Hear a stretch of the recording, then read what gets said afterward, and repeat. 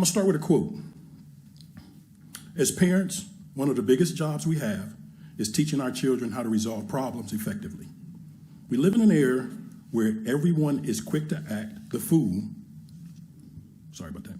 Is quick to act the fool over simple issues. As we used to say when I was on the streets, everybody wants to cut a movie. The author of that is Drexel Deal. The reason why I highlight that is because I'm going to bring us back around and possibly down, because it is about the youth, the teens, and it's about them because of exactly what is happening right now. You know, as I looked at what's going on right now, and as I think about it, there's a lot of interdiction going on. The school system, they talked about all the things they're going to do. The chief talked about things they're going to do.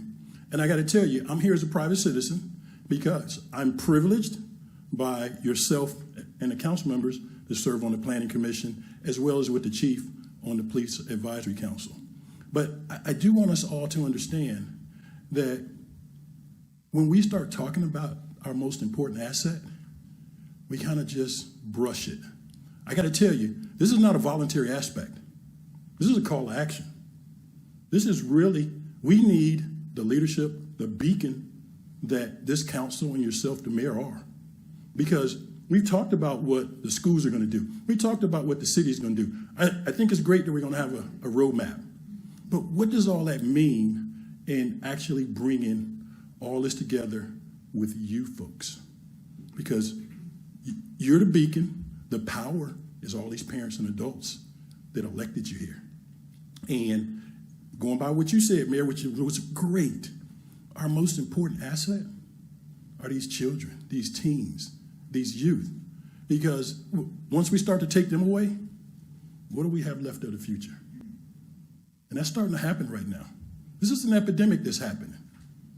And I think that everything that is going on right now is good. But what I didn't hear is, how do we really get those parents, this council, involved with that?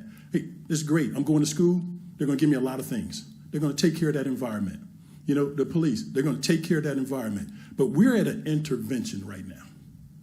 And how do you look at the community? It takes a village, they say. I'm glad I live in the village of Ottawa. But how do you take that and really get it going and create the foundation? How do you not say, hey, we had a roadmap. We did all these things on it. Here's our checklist. And guess what? We're not doing any of those things anymore. How do we make this long-lasting? How do we make this, something that is going to take care of our future?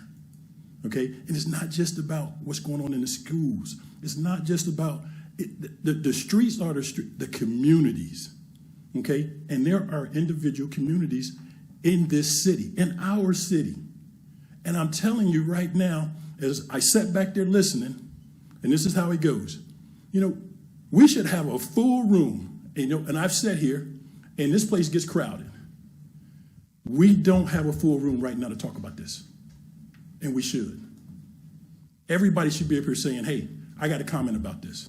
And I know we're saying we're going to go out to the public, we're going to go out to the community, but realistically, this should be at the forefront right now. Okay? It has to be, because we all agree, I heard it right here, that this is our future. And I consider I'm a voice tonight for protecting and safeguarding children. And I'm going to end with this quote right here. Children are highly vulnerable. They have little or no power to protect or provide for themselves, and little influence on so much that is vital to their well-being. Children need others to speak for them, and they need decision makers who put their well-being and the aspects, there's a lot of important things that come in here, ahead of those interests when it comes to them. 30 seconds. That's where we are right now. The voice for the children is here. And this is a call to action, because I'm telling you, the epidemic is here in the city, and we have to do something now. Thank you very much for the time this evening. I look forward to working with everybody. Thank you, sir. Thank you, ma'am.